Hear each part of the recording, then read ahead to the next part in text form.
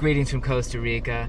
It's Costa Rica Matt, and I want to talk a little bit more about tourism and specifically traveling within Costa Rica in responsible ways. I've taken a trip to Coyote here in the Nicoya Peninsula.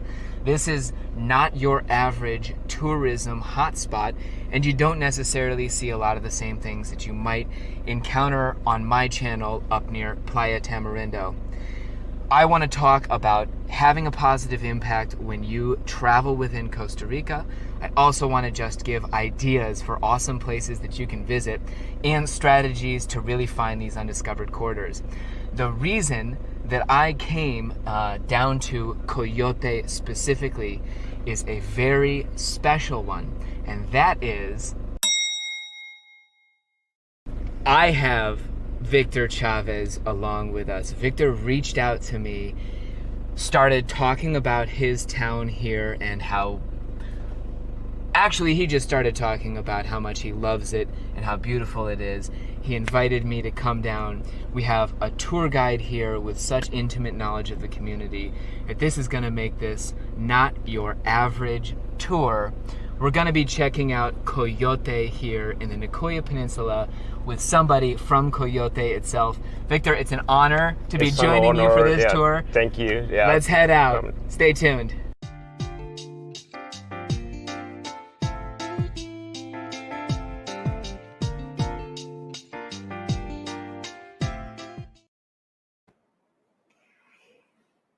Greetings. Oh, here we go. Let's get that out of there. Greetings from Costa Rica, folks. I hope you're doing well.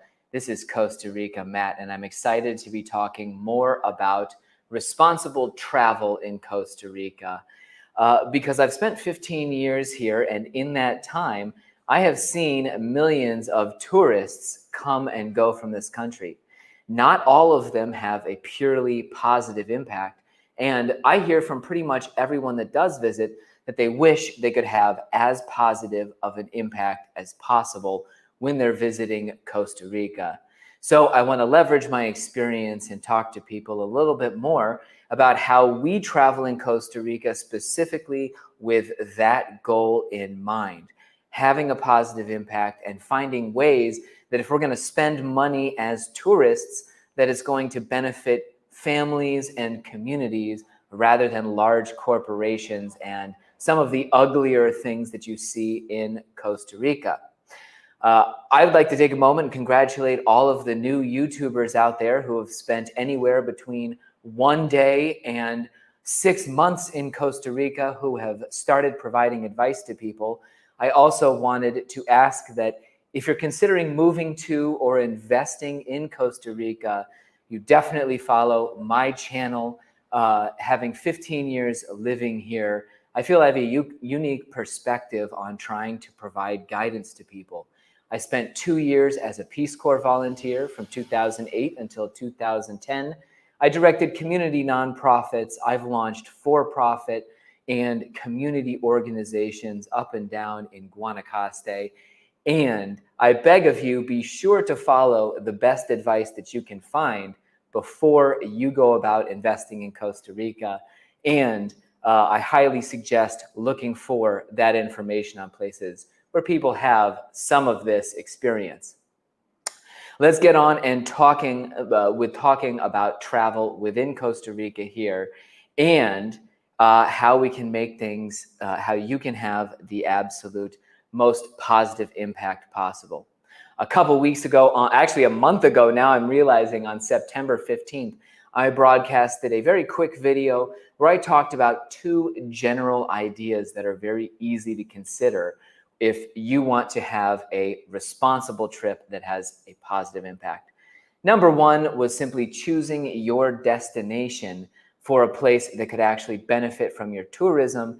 And second of all was essentially supporting family businesses once you had chosen that location. I had also been somewhat coy about talking about the location I was visiting, frankly, because right at that moment I was in the middle of a family vacation and I didn't want to start talking about it. But as you can probably guess, based on the thumbnail from this video, we went down to the Playa Coyote area.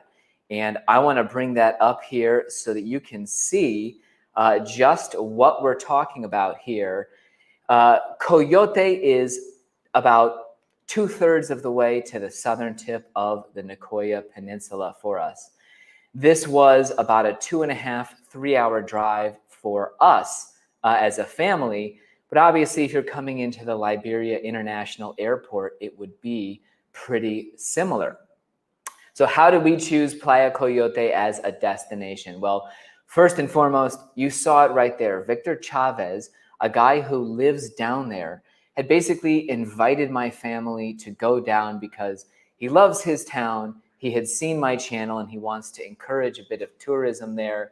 And possibly he also wants to someday possibly talk about real estate in that area.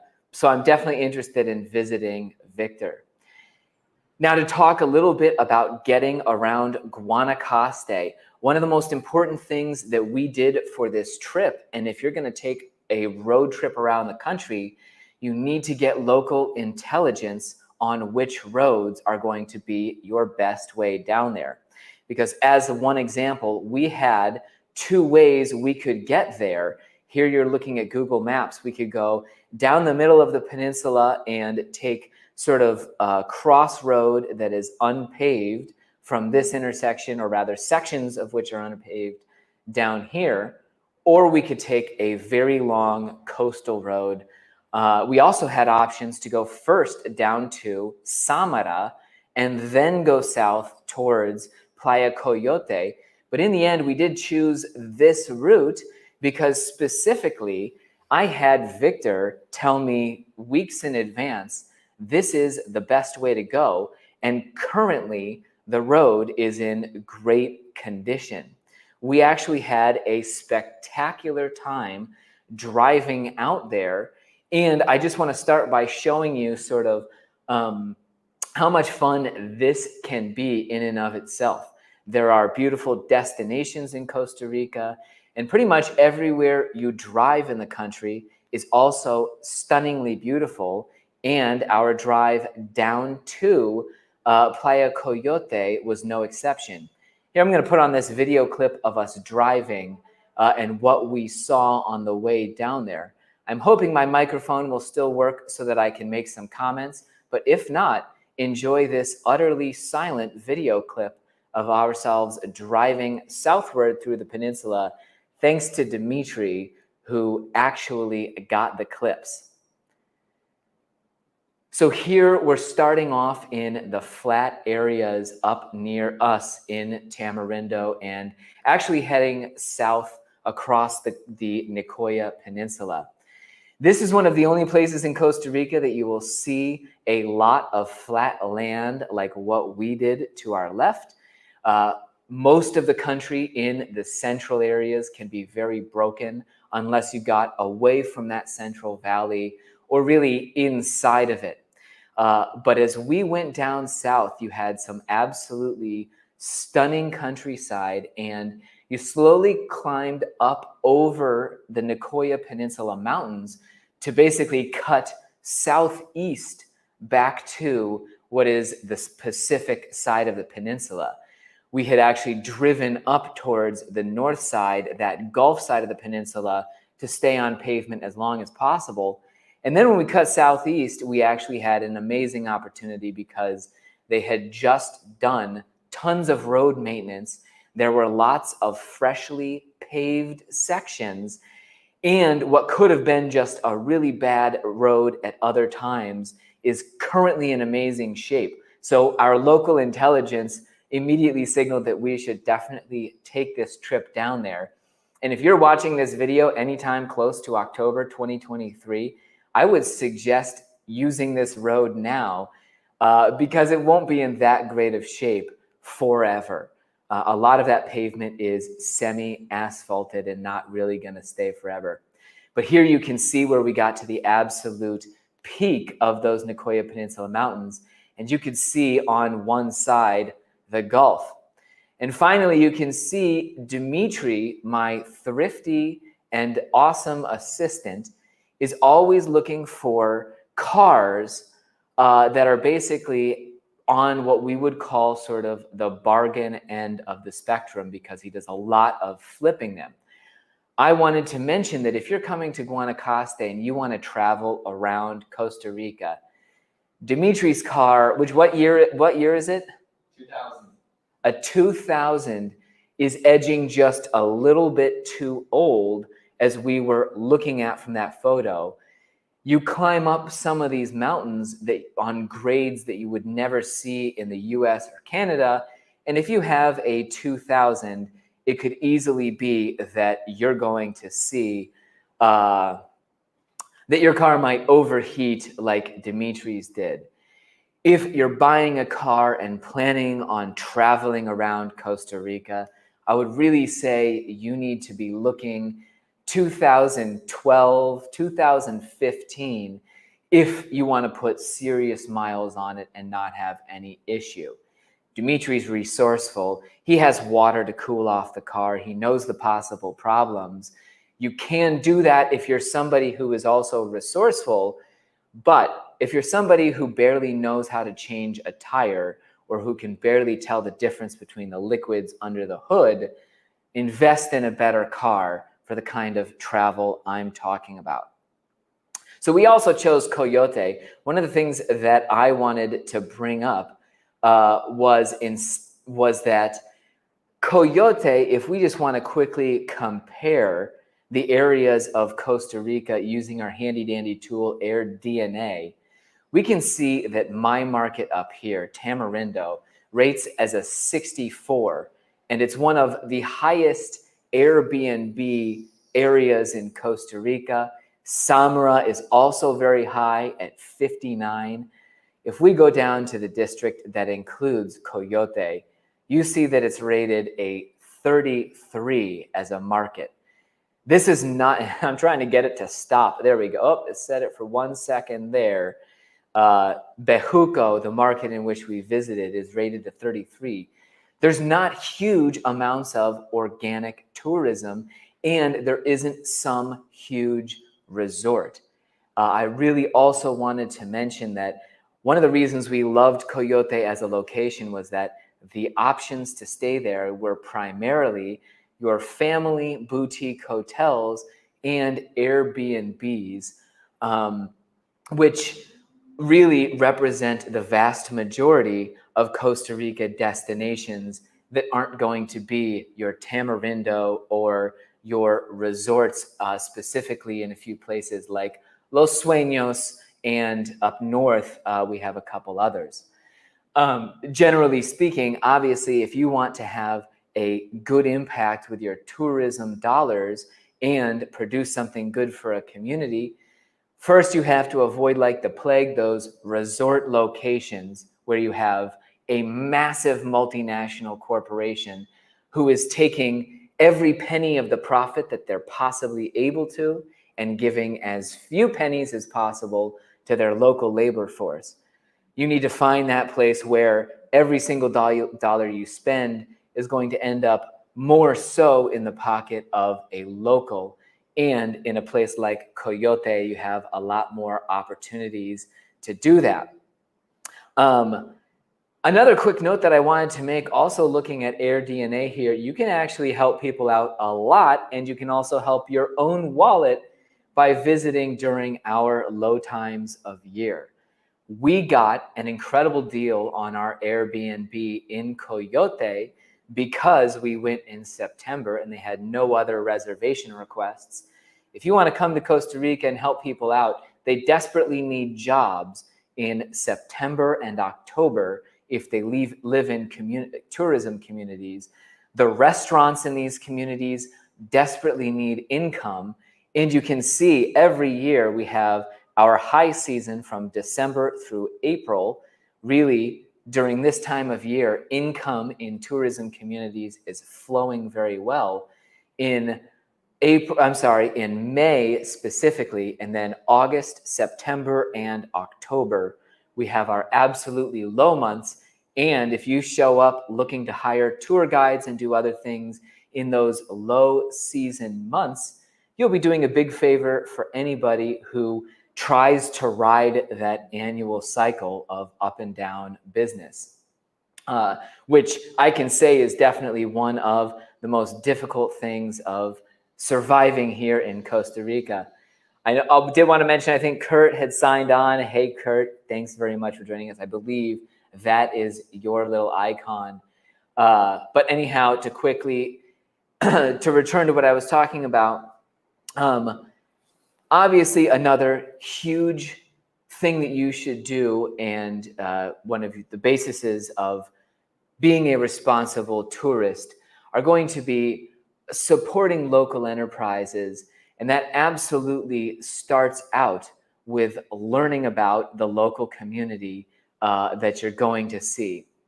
Before we get to talking to Victor a bit more, I did want to say, Playa Coyote itself is incredibly worth it once you arrive.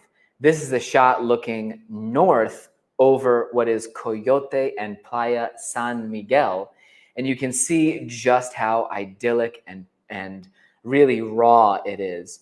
Down there, you really don't have a huge number of beachfront businesses. There are a very small number of homes built.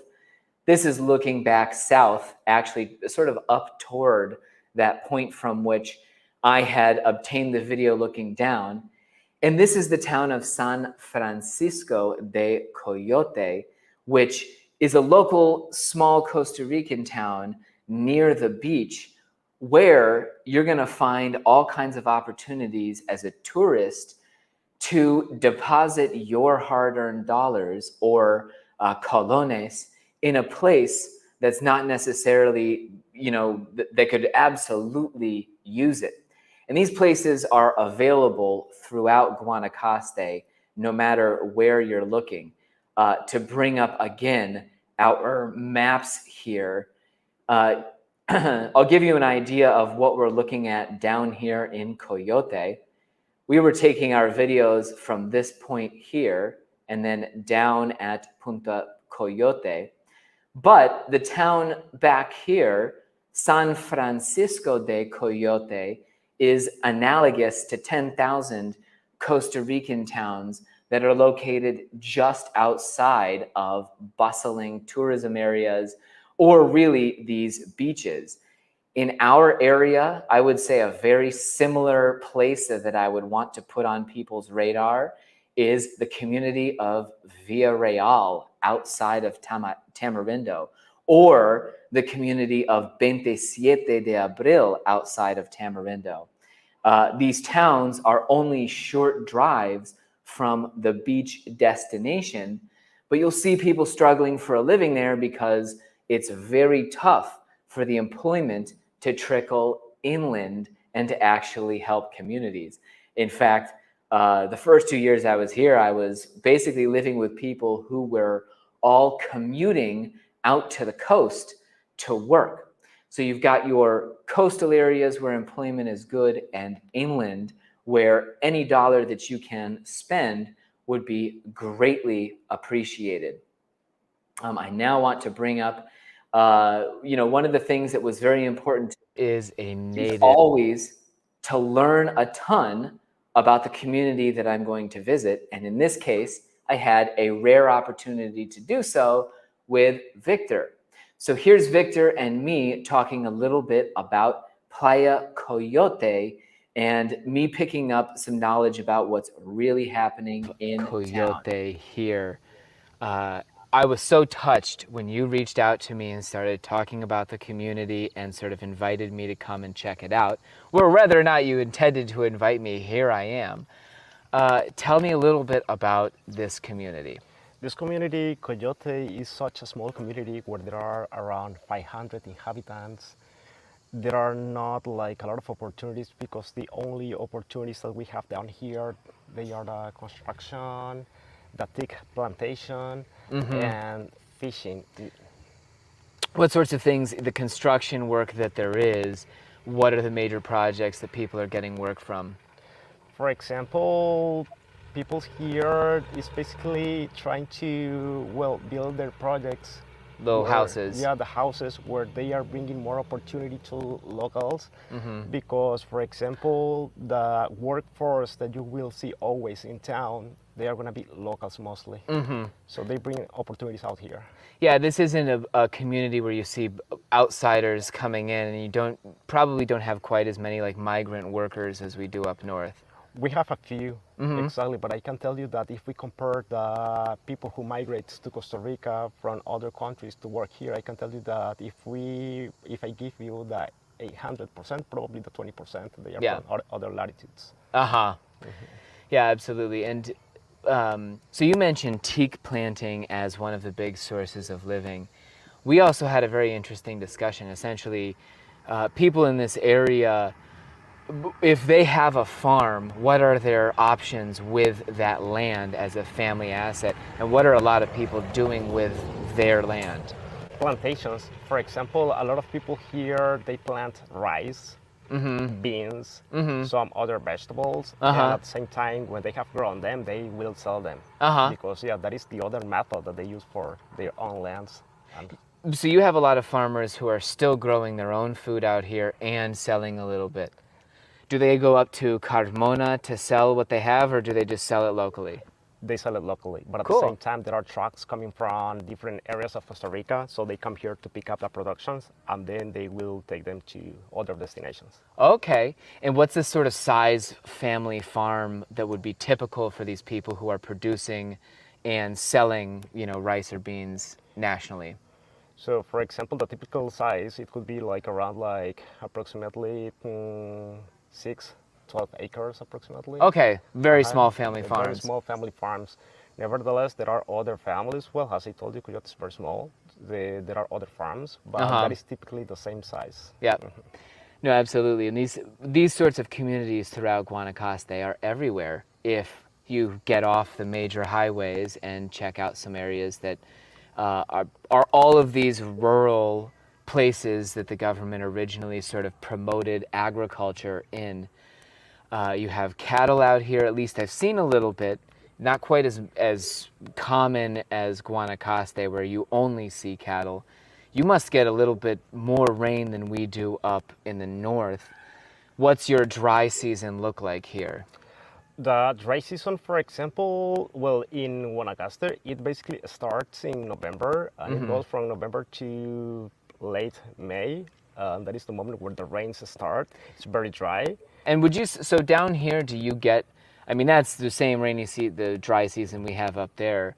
Usually, we hear about rain in Nosara and these parts about 2 weeks or 3 weeks before we're going to get rain up in our area near Tamarindo.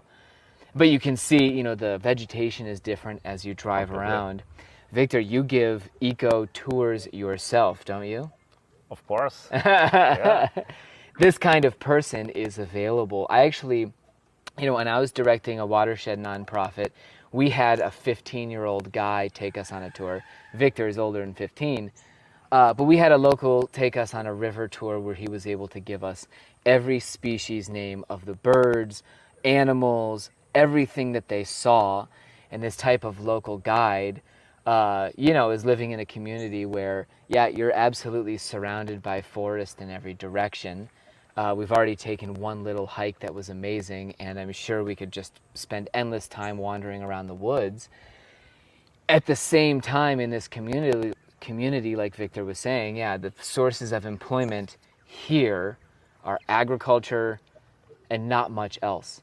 So, as a potential, anybody who'd like to help Guanacaste, you can look for ways to provide more employment in these places.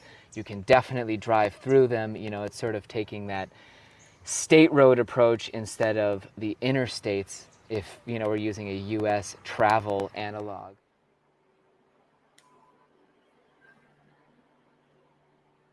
So folks, we're going to be exploring Playa Coyote in subsequent broadcasts, doing some fun things with Victor and talking more generally about what you can do in this kind of undiscovered town in Guanacaste, Costa Rica. I very much appreciate everyone joining me today. Like I said, we'll be back with more Playa Coyote fun soon.